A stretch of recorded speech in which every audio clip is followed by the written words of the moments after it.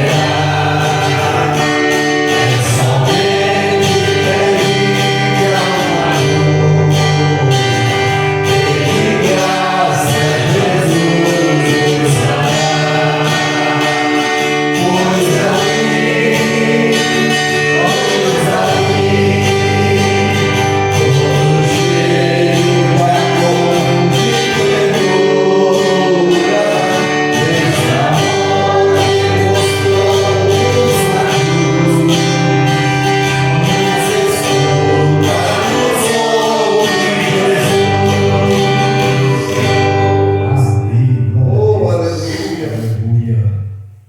Louvado seja o seu nome, Pai. Aleluia. Mais um hino para a gente adorar a Deus. 155. 155.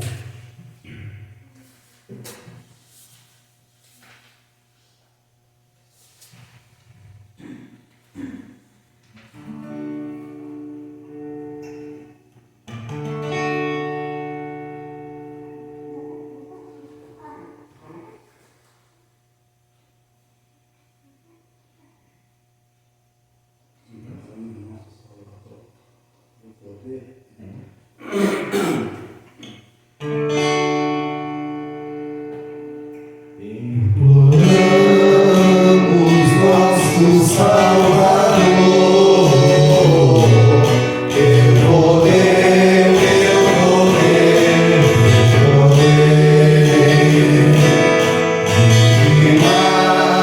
poder renovador, teu poder, teu poder,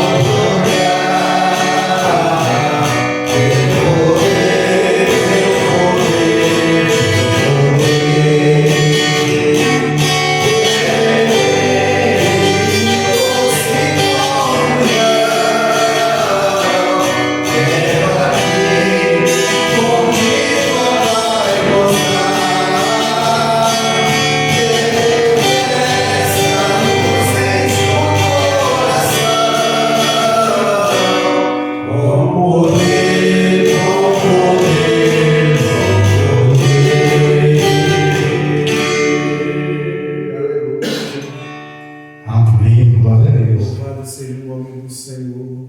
Vamos cantar mais hino? 126. 126. Aleluia, Jesus.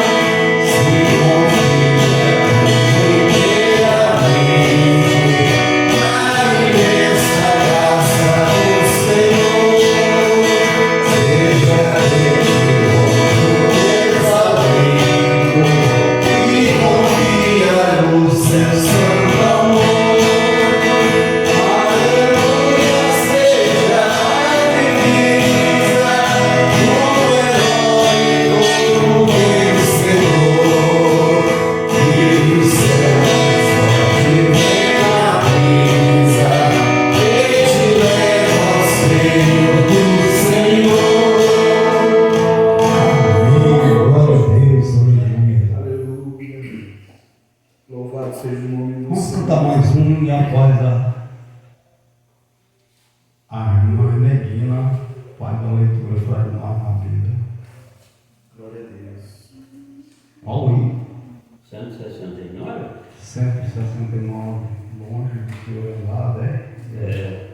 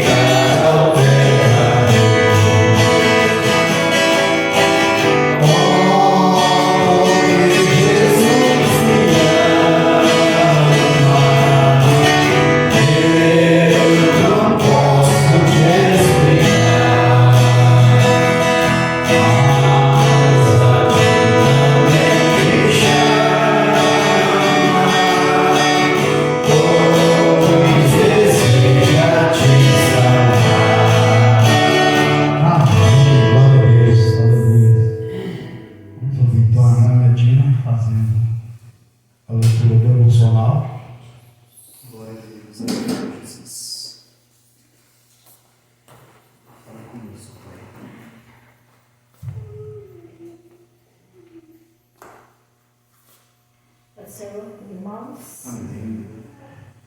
Vamos ler em Salmo 122.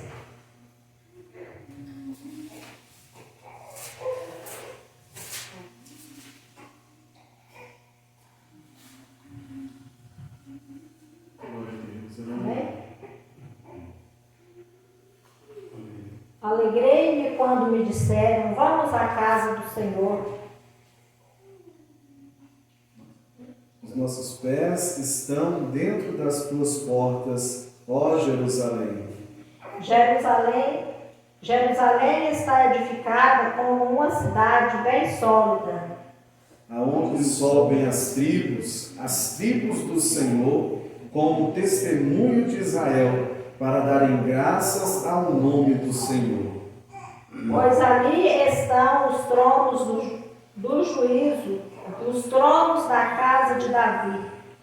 Orai pela paz de Jerusalém, prosperarão aqueles que te amam. Haja paz dentro dos teus muros e prosperidade dentro dos teus palácios. Por causa dos meus irmãos e amigos, direi, haja paz em ti. Por causa da casa do Senhor, nosso Deus, buscarei o teu bem. Maravilhoso, minha Pai, neste momento te agradeço mais uma vez por essa oportunidade, por este privilégio de estar na tua casa, na tua presença, para te louvar, te bendizer, Deus Santo nosso. Meu Deus, eu tomar prazer neste trabalho, me alegrar por nossos corações nesta noite, me abençoar cada vida que está, Senhor, para te louvar, te bendizer, Deus Santo nosso. Me abençoar, Senhor, para nossa vida, a nossa alma, que o Senhor possa falar no nosso meio, que o Senhor possa agir, meu Pai, neste lugar, que o Teu Espírito Santo, meu Deus, possa se manifestar e a Sua glória possa ser sentida, meu Pai, no nosso meio. Te agradecemos por Sua palavra, Jesus, que o Senhor continue falando conosco, meu Pai, nesse culto, nesse trabalho, meu Pai. Fica conosco, meu Pai, em nome de Jesus, Pai querido, continua conosco, Pai. Amém. Deus abençoe, irmão Benedinho. Vamos ouvir o irmão Michel louvar a Deus com os seus hinos. Glória a Deus, aleluia, Jesus.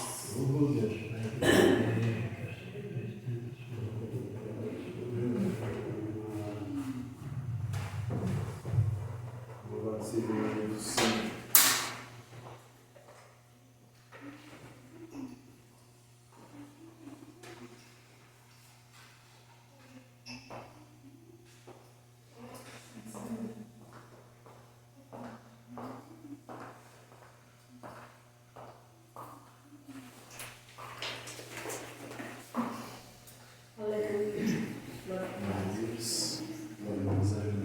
Quero saudar os irmãos com a paz do Senhor Jesus, amém? Vou louvar a Deus com um hino. Ele fala de um trecho, de um episódio que aconteceu na vida de Jesus e que nós possamos prestar atenção na letra desse hino e deixar Deus falar conosco em nome de Jesus, amém?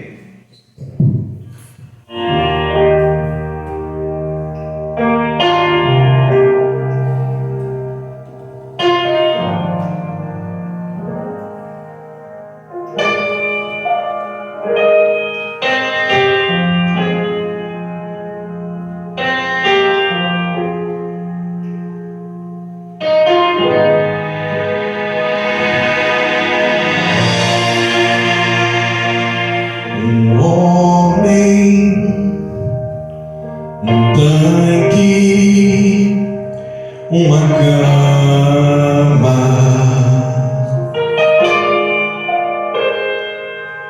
Essa era a cena que acontecia todo dia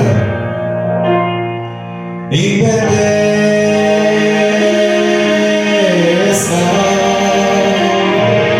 Um dia muda a cena, pois um personagem nazareno apareceu. Agora é um homem, um tanque e uma cama.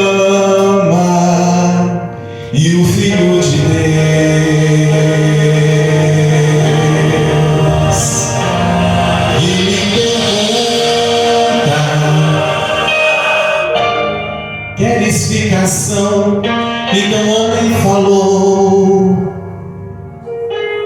meu problema é o tanque, a minha vez passou. Era um homem na cama culpando o tanque, mas assim diz o Senhor: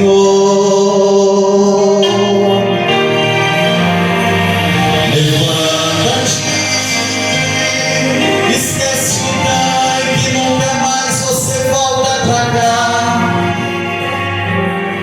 Mas a cama tu terás que carregar, pra não esquecer o seu passado, nem também quem te curou.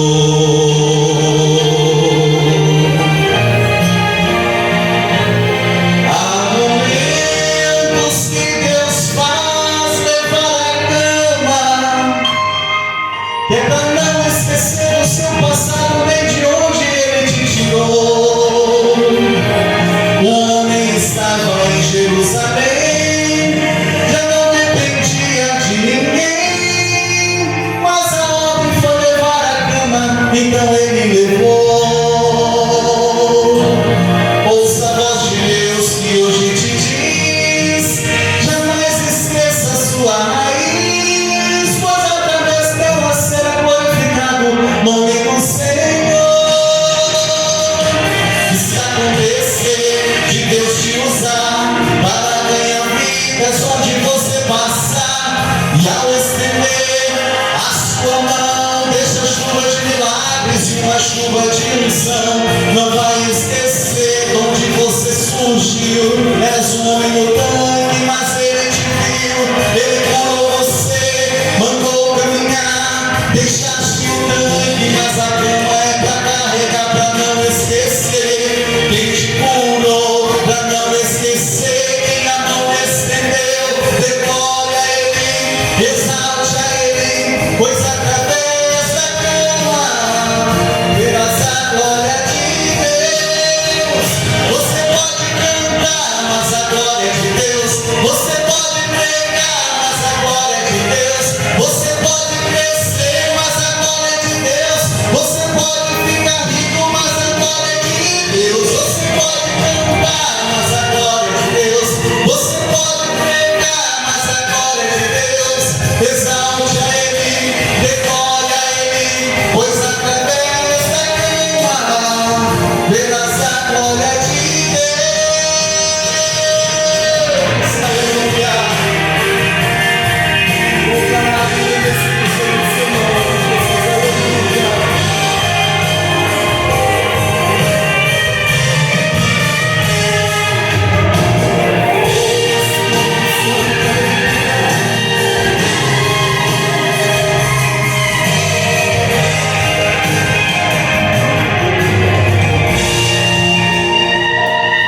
E se acontecer de Deus nos usar para ganhar vidas onde você passar, e ao estender a sua mão, desça chuva de milagres e uma chuva de unção. Não vai esquecer de onde você surgiu.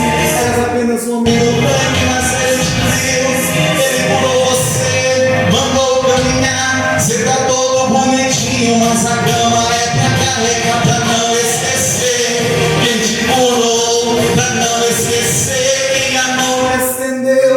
Dê glória a Ele, exalte a Ele, pois através da cama verás a glória de Deus.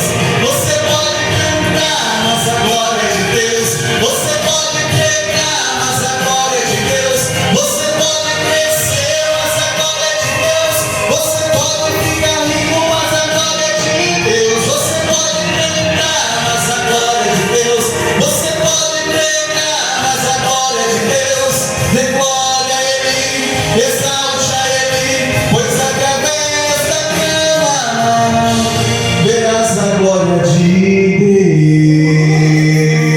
Deus. Aleluia. Que Deus possa fazer um milagre na vida de cada um em nome de Jesus. Aleluia. Amém. Glória ao nome do Senhor Jesus. Amém, glória a Deus. Aleluia.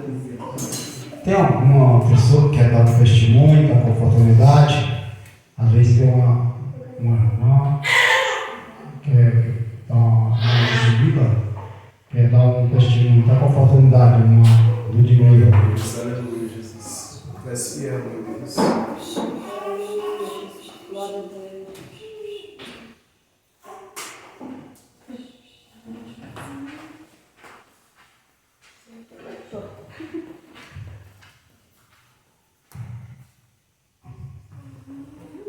Salve a amada igreja, com a paz do Senhor, amém?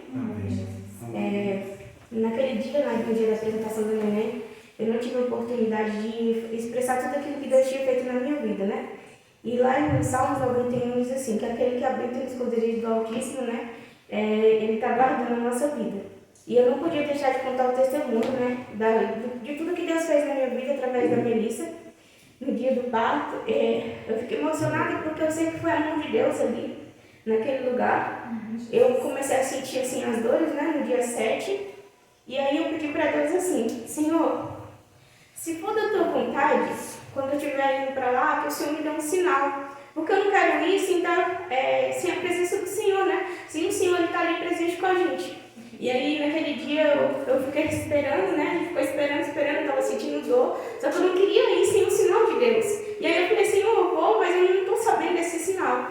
Aí, na hora que a gente chegou lá na clínica, o médico já veio e falou assim, não, a gente vai fazer o parto agora.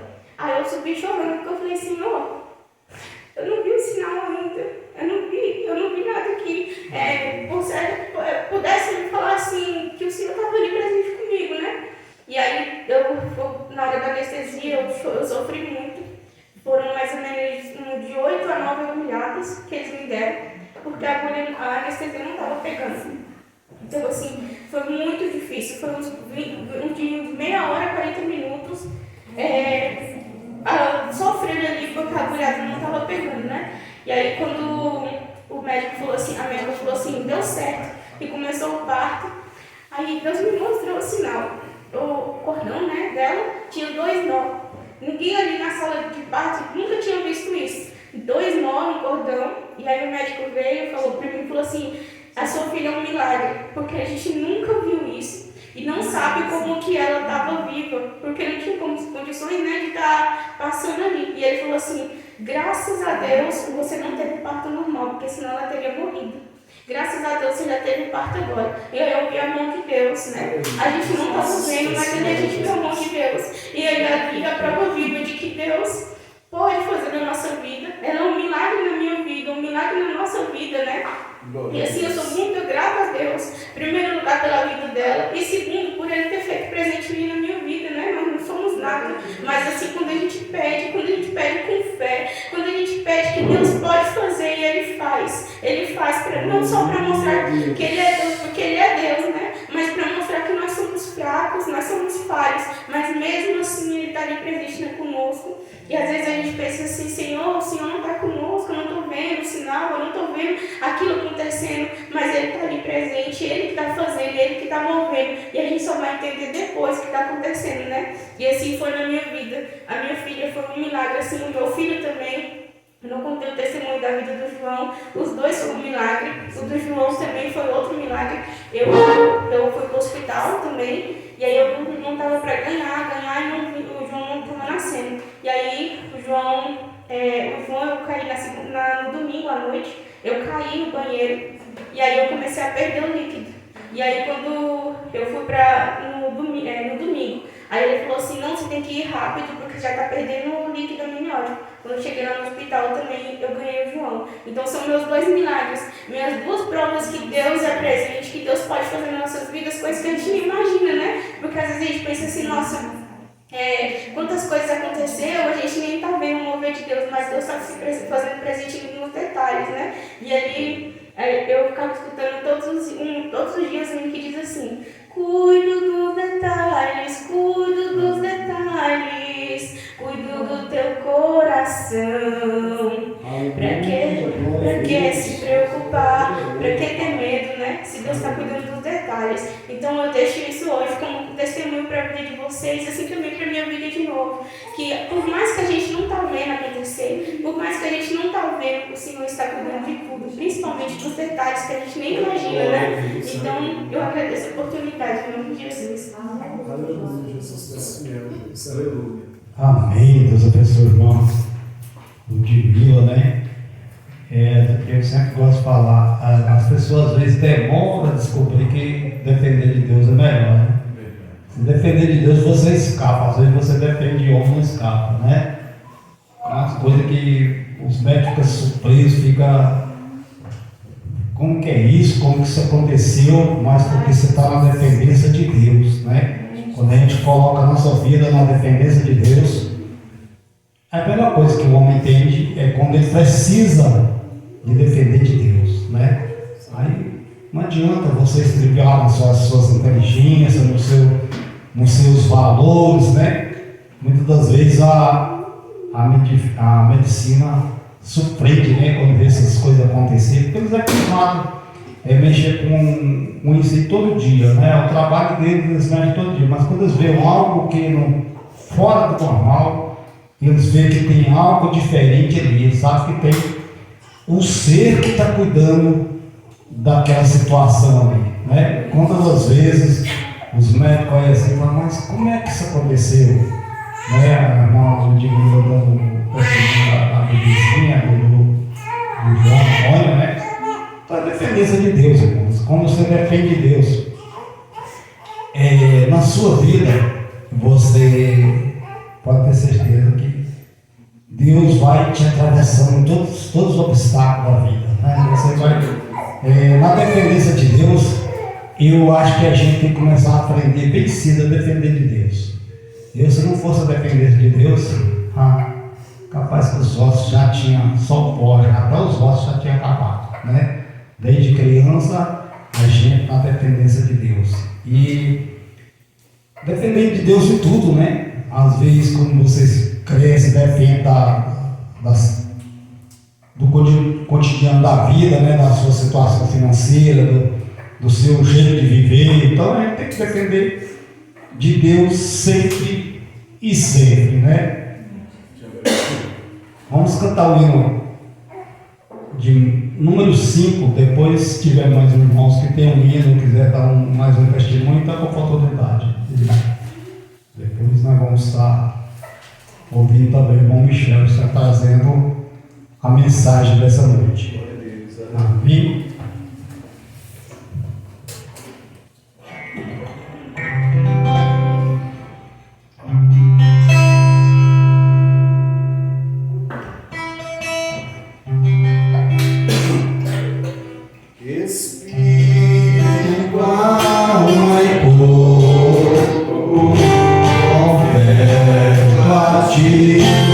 Senhor,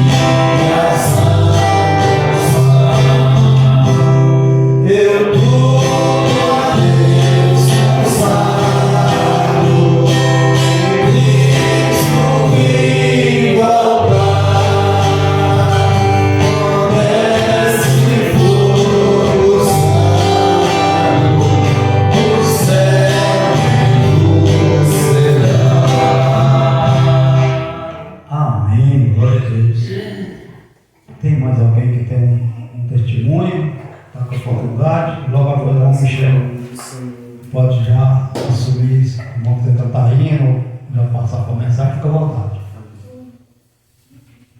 Pai do Senhor, meus irmãos. Amém. Vou contar um testemunho também, porque eu falei para Deus que eu ia contar.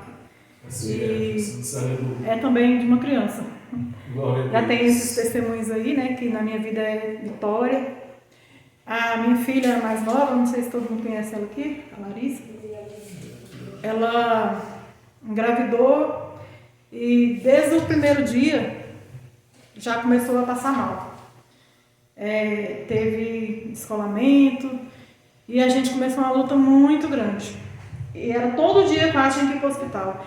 E era ultrassom, e era aquela usando remédio, né? E nunca esqueço, um dia ela perguntou para a médica assim: eu vou perder minha filha? Aí ela falou: hoje não.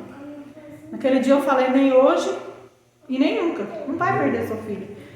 E aí foi uma luta. Aí foi passando, e cada vez que a gente ia no hospital, o inimigo botava nós mais tristes do que nós já estávamos. Parece que usava os médicos para entristecer a gente, sabe? E aí teve um dia que a gente foi e a médica falou assim que não conseguiu ouvir o coração do neném. Já estava de, acho que 7 meses. Nisso ela teve Covid na gravidez. E a médica falava toda vez: se for 50% de deslocamento é irreversível. Eu falava: mas não vai chegar. Chegou a 25%, mas não chegou a 50%.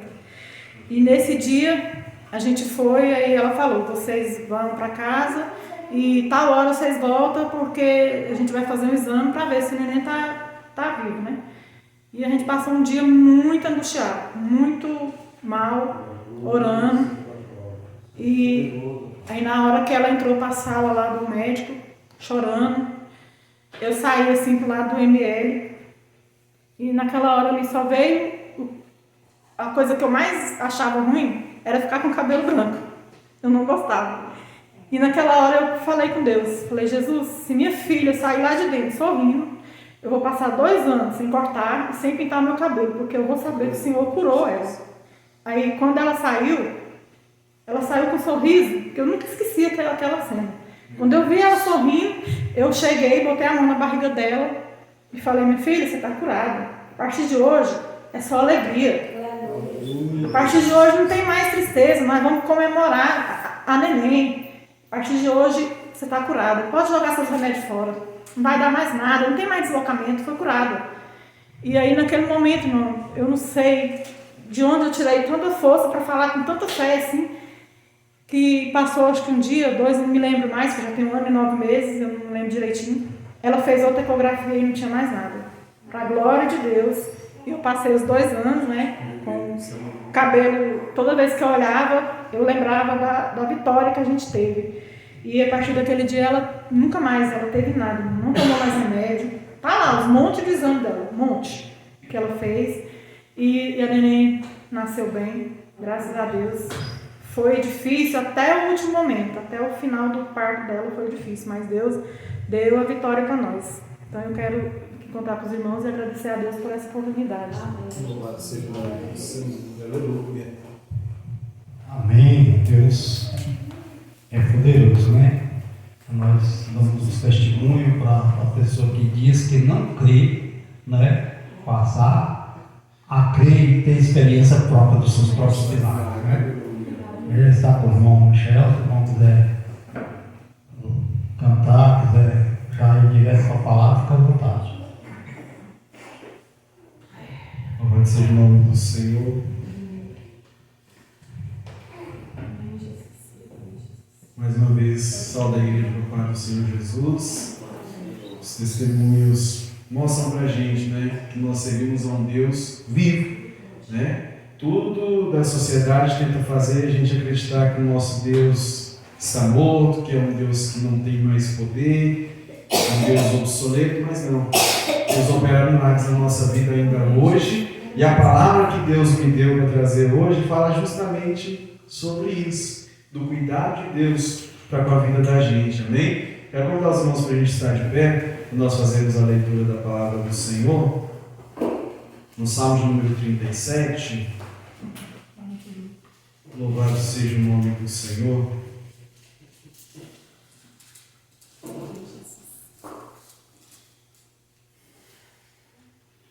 Nós vamos ler versículos 1 até o versículo de número 5, Salmo de número 37, versículo 1 ao 5, Salmo de Davi. Na minha Bíblia ela traz o título: A prosperidade dos pecadores acaba e somente os justos serão felizes.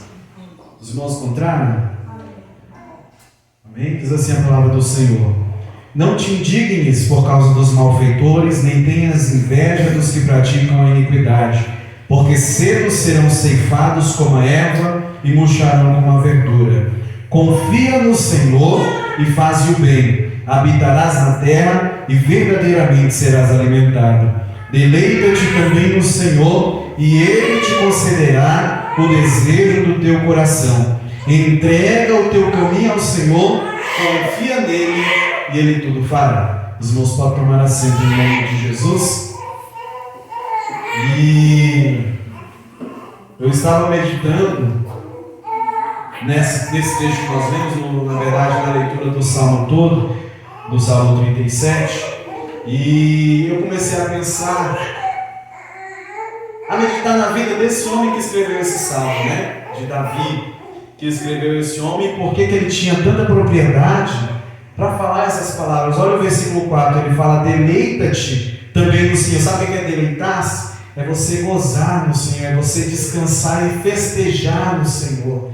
O deleite é quando a gente confraterniza uns com os outros, é quando a gente reúne com a nossa família e faz aquela festa. Ali é o momento que você está se deleitando com a sua família. E o versículo 4 fala: deleita-te também no Senhor e Ele te concederá o desejo do teu coração. No versículo 5 ele fala: entrega o teu caminho ao Senhor, confia nele e Ele tudo fará, né? Então a gente vê aqui um homem que tem tanta propriedade, tem tanto conhecimento, tem tanta experiência com Deus, né? Tem tanta convivência com Deus, que é capaz de dizer: olha, você pode entregar o seu caminho, você pode entregar os seus planos, você pode entregar os seus projetos na mão de Deus, confia nele e Ele tudo fará. Ele vai resolver para você, Ele vai fazer para você. Era um homem que tinha essa confiança. E eu comecei a meditar na vida de Davi. Os irmãos sabem da história de Davi, é uma história muito pregada, é uma história muito conhecida. E os irmãos conhecem de Bíblia, sabem da história de Davi. Um menino que estava lá no meio do campo pastoreando as ovelhas de seu pai, e que em dado momento um leão vem para pegar uma das suas ovelhas, e ele ali pega aquele leão pelo bigode e arranca aquela ovelha da boca dele e não deixa que aquela ovelha venha a ser ceifada. Em outro episódio, novamente, um urso também tenta atacar uma das ovelhas, ele também consegue prevalecer contra o urso, matar o urso e dar a vida àquela ovelha que iria oferecer, né? Um homem valente, um homem mesmo que não fosse boa estatura, porque lá na frente nós vamos ver que todos os irmãos de Davi estavam no exército de Saul, porque eram homens bons, homens grandes, homens acorpados, né, homens fortes, e Davi não estava. Então nós vemos que mesmo ele não sendo um homem muito forte, mesmo assim ele teve essas duas grandes vitórias no meio das ovelhas de seu pai. E é no meio daquelas ovelhas ali que nós já começamos a imaginar um Davi sentado, talvez no meio de um cupim, por exemplo, num montinho assim, né? Numa moita, num pé de árvore. Talvez Davi ali já sentado com sua harpa, dedilhando os seus salmos, dedilhando ali os louvores para o Senhor, adorando a Deus mesmo ali no meio do mato. E aí nós vemos que também no meio desse mesmo lugar, né? No meio do mato, ali onde ele cuidava das suas ovelhas, foi onde Deus o escolheu para ser o rei de Israel, o separa para ser o rei de Israel, né? No meio do pasto, no meio ali das ovelhas de seu pai, né? Um homem simples, um homem que lá na frente vai ser chamado um homem segundo o coração de Deus, né? Um homem que mesmo sendo ungido como rei, que Samuel já havia ungido a Davi como rei, mesmo assim ele soube esperar o momento da promessa acontecer na vida dele. Tanto é que Saul continua sendo rei durante muito tempo. Durante essa espera até, muitas vezes Saul intenta contra a própria vida de Davi. Ele tenta matar Davi por saber que Deus já não era mais com ele, que Deus já não era mais com Saul, e que Deus já havia escolhido a Davi como rei de Israel. mesmo assim nós vemos um Davi fiel, que no momento em que ele pôde, as oportunidades que ele teve de colocar sua mão sobre Saul, de vingar aqueles ataques que Saul vinha fazendo a ele simplesmente falou: não, eu não posso tocar no ungido do Senhor, um homem fiel a Deus. E aí, um trecho que me marca muito também na vida de Davi é que depois que ele assume o reinado, depois que ele está ali com grandes vitórias da parte do Senhor, ele faz grandes batalhas e vence grandes batalhas, Deus dá grandes vitórias a Davi. Só que em dado momento, o diabo o tenta e faz com que ele peque com Betseba. E ele ali, por causa do pecado, para tentar encobrir o pecado, para ninguém saber o que tinha acontecido, ele planeja o assassinato de Urias, esposo de Betseba. E aí, quando acontece de Urias morrer na batalha, porque a carta que ele havia mandado pela mão de Urias era: olha, general do exército, peço que coloque Urias na frente da batalha, no lugar mais intenso, onde houver mais sangue, que você coloque Urias lá, para que ele morra.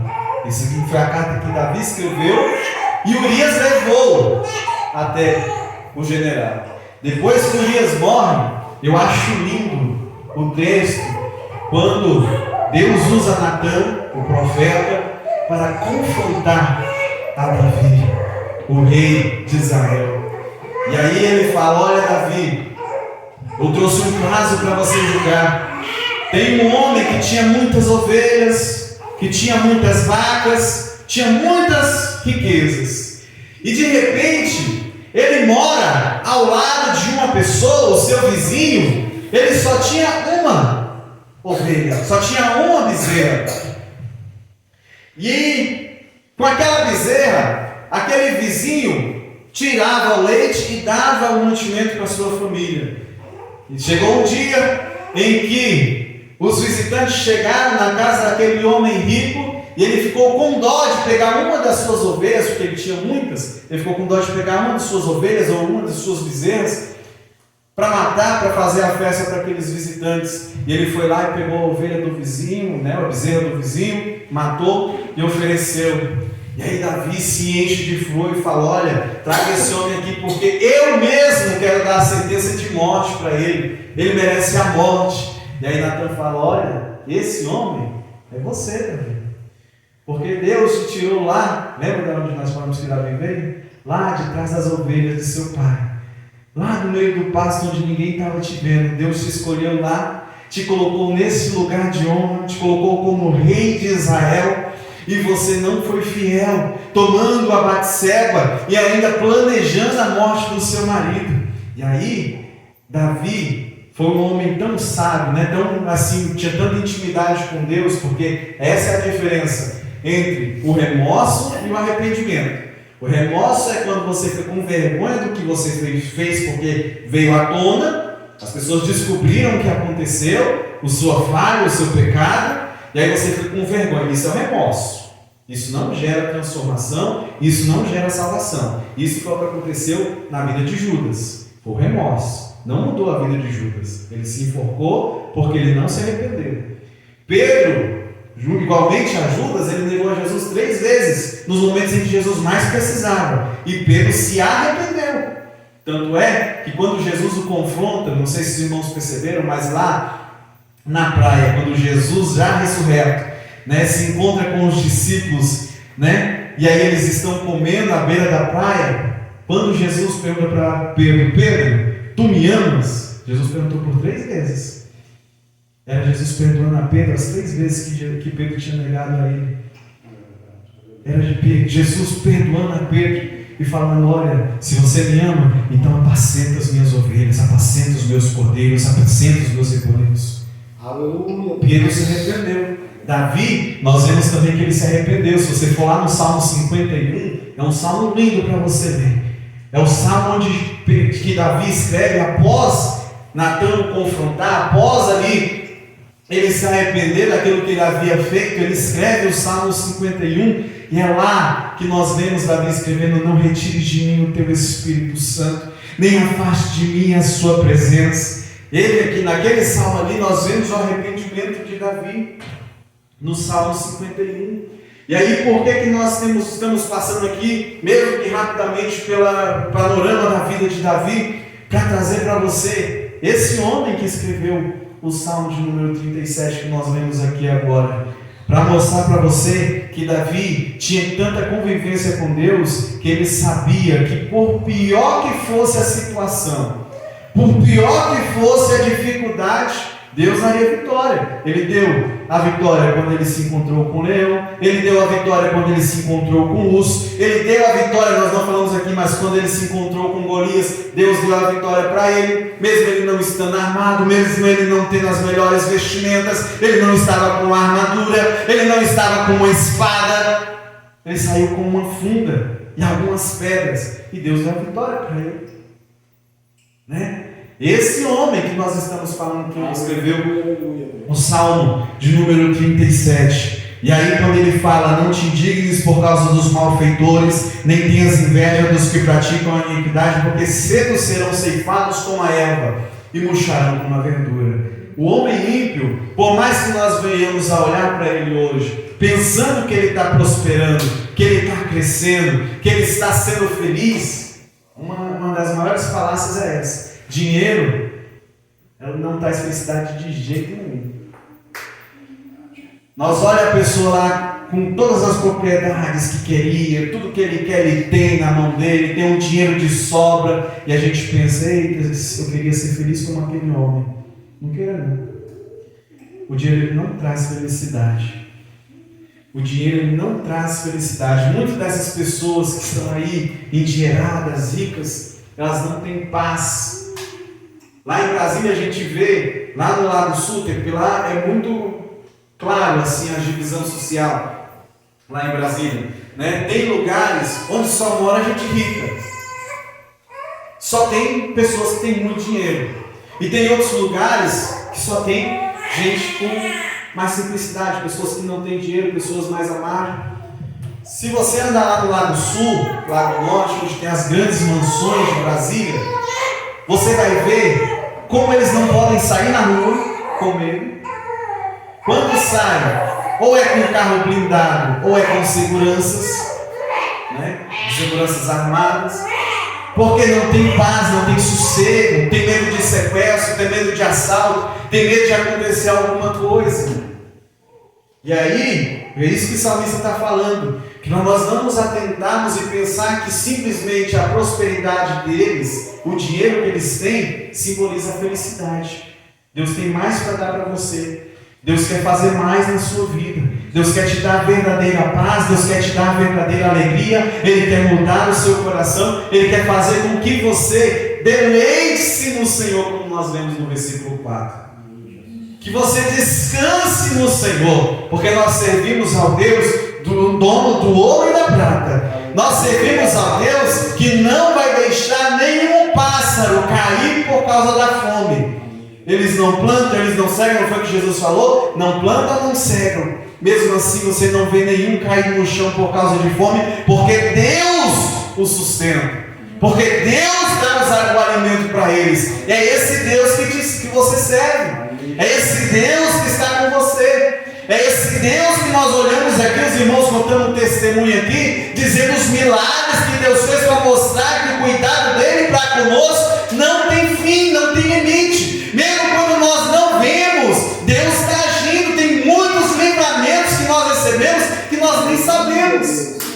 Nós nem percebemos, é Deus cuidando de nós, é Deus nos livrando, no trânsito Deus nos guardando, na estrada Deus nos guardando, lá em casa Deus nos guardando, né? Em todo lugar que você passa, Deus está te protegendo, Deus está cuidando de você, Deus está cuidando da sua vida, Ele está agindo a seu favor, para que lá no futuro a bênção chegue na sua mão, a porta se abra, a cura chegue, né? Para que você seja abençoado na presença do Senhor Jesus.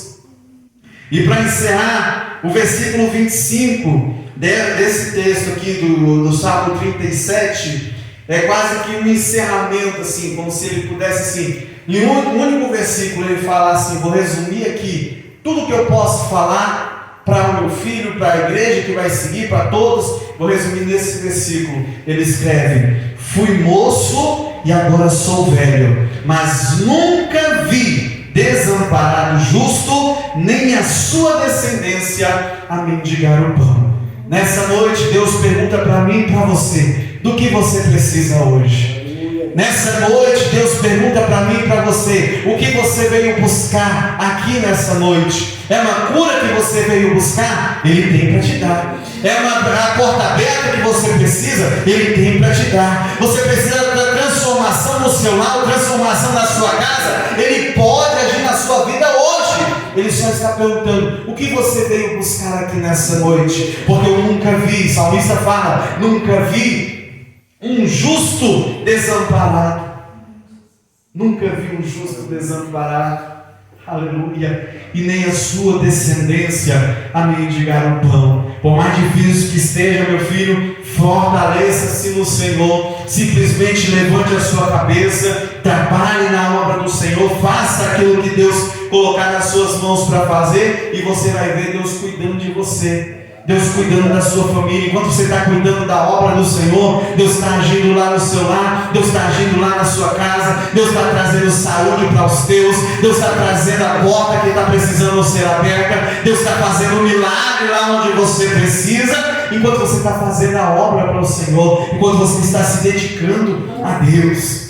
Nessa noite essa palavra fique no seu coração. O cuidado de Deus, ele não tem fim para com a sua vida.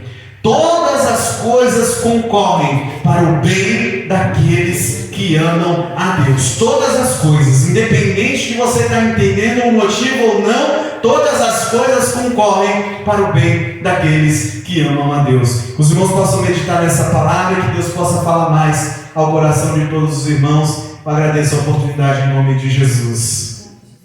Glória a Deus, aleluia.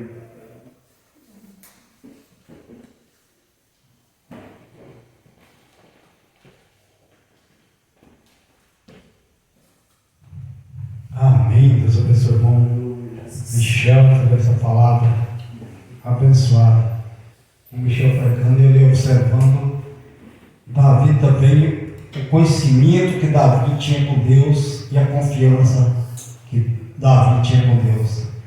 Eu me lembro, eu estava me lembrando ali, sentado ali, irmão Michel, quando ele foi levar a arca de novo para Jerusalém, e ele estava fazendo tudo que não era para fazer, né? Fez um carro para depois chegar lá e consumir esse carro. E aí no trajeto o carro deu uma bacada, o moço foi acudir e um raio partiu aquele homem, ele morreu ali, né? E ele leva a arca e deixa na casa de Obed e Adom, né? Ele levou a arca, deixou ali, mas não largou a arca lá, né? Depois ele voltou para buscar. Ele viu que tinha alguma coisa errada, alguma coisa está errada, porque Deus virou, né? Davi sabia quando Deus virava, Davi sabia quando Deus estava agradando e quando estava virando. Essa sensibilidade que nós temos que ter, né? Tem hora que você fez que está na direção, né? Está no rumo, mas Deus falou, não é por aí. Ele deixou a arca ali e falou, vou esperar. Por que Deus virou que aconteceu esse episódio aí? Mas ele foi indagar direitinho, né? Como é que era o transporte daquela arca. Eu tinha esquecido como é que era o transporte. Por certo, ele falou, não, a arca não transporta em cima de carro de boi. A arca é transportada com os 4 sacerdotes carregando a arca, né? E tinha ali aquele aparato dos levitas tocando, né? E ele voltou, deixou aquela arca ali. A história é longa, né? A gente sabe que a casa daquele homem ali foi próxima onde ele deixou aquela arca, mas não largou abandonada, né? Não, isso aí é uma coisa que, vamos deixar isso aí não está. Isso aí não está sendo bem para nós, não. Ele falou, tem alguma coisa errada, porque aqui está a arca do Senhor, né? E deu errado é porque Deus não agradou. Nós temos que ser sensíveis nisso aí. Nós temos que estar observando se Deus está agradando o trajeto e corrigiu quando precisa, né, irmão Michel? Ele corrigiu, ele deixou aquela arca ali, depois ele voltou, fez aquele aparato com o sacerdote de acordo que é conduzido a arca e levou para Jerusalém e festejou, né? Houve uma grande festa quando eles chegaram com a arca ali em Jerusalém. Então era um homem que tinha, além de ter um coração igual, segundo o coração de Deus, ele tinha muita experiência com Deus, né? Nós precisamos buscar sabedoria e experiência com Deus, né? Vamos recolher a oferta, eu já estava esquecendo, e enquanto a gente recolhe a oferta,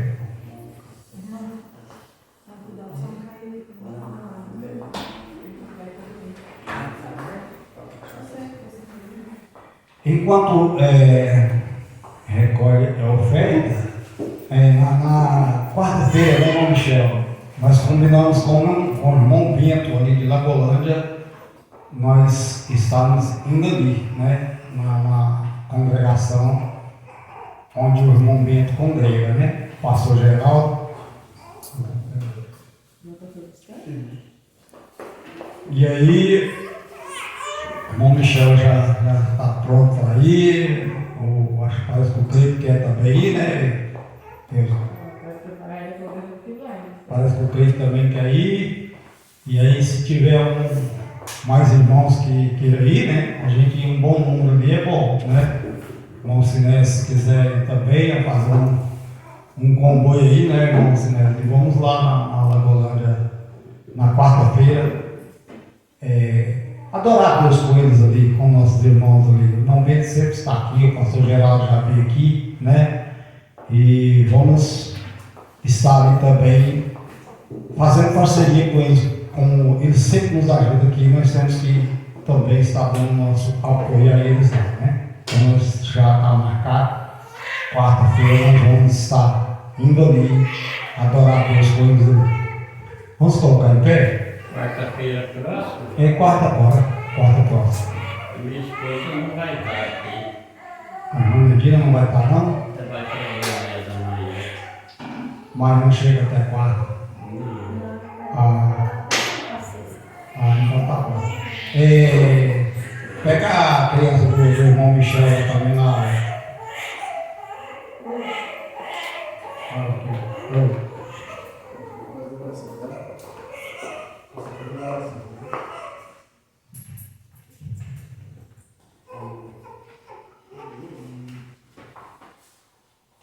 Vamos também orar para a criancinha do Melissa, né? Melissa, do irmão Ludmila e do irmão Michel. Os irmãos estendem as vossas mãos para cá e vamos estar orando para a criança e também já depois da oração nós bênçãos apostólica, né? Senhor nosso Deus, eu te apresento na tua presença, Senhor Jesus, esse óleo, Senhor, que agora vamos estar ungindo, Senhor, para essa criança, Senhor.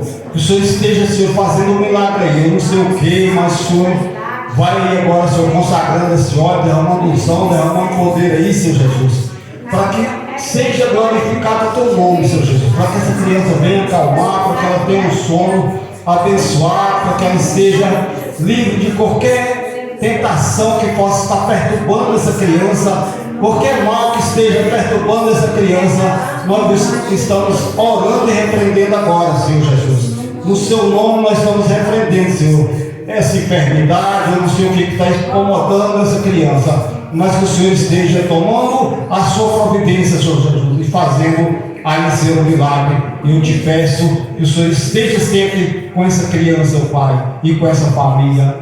Desde já eu te agradeço, em nome de Jesus. Amém? Curva vossas cabeças para a situação de receber. Que o grande amor de Deus, nosso Pai, que a graça do nosso Senhor e Salvador Jesus Cristo, que a comunhão e a consolação do Espírito Santo de Deus seja com todos os fiéis de Deus na terra. Amém? Amém. Está terminado em nome de Jesus.